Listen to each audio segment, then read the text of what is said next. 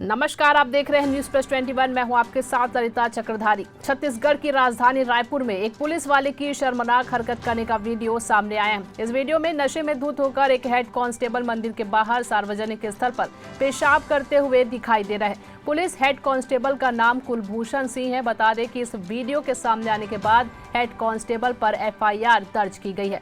इतना ही नहीं, इससे पहले SSP ने हेड कांस्टेबल को सस्पेंड भी कर दिया है। दरअसल रायपुर के हेड कांस्टेबल ने शराब के नशे में धुत होकर मंदिर के सामने ही पेशाब कर दी, फिर वहां से लड़खड़ाते हुए आगे बढ़ गया। इस पूरी घटना को वहां मौजूद किसी व्यक्ति ने वीडियो बना लिया। रायपुर SSP के पास जब कांस्टेबल के इस शर्मनाक हरकत करने का वीडियो पहुंचा तो उन्होंने मामले को गंभीरता से लेते हुए उसे तत्काल निलंबित कर दिया।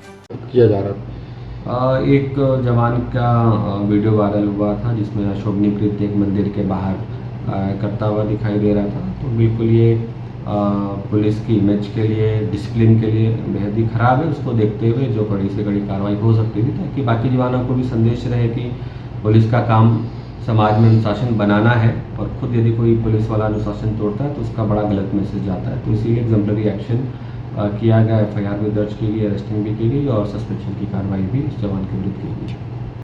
फिलहाल तमाम अपडेट्स के लिए बने रहिए न्यूज प्लस 21 पर। आपके हक की बात।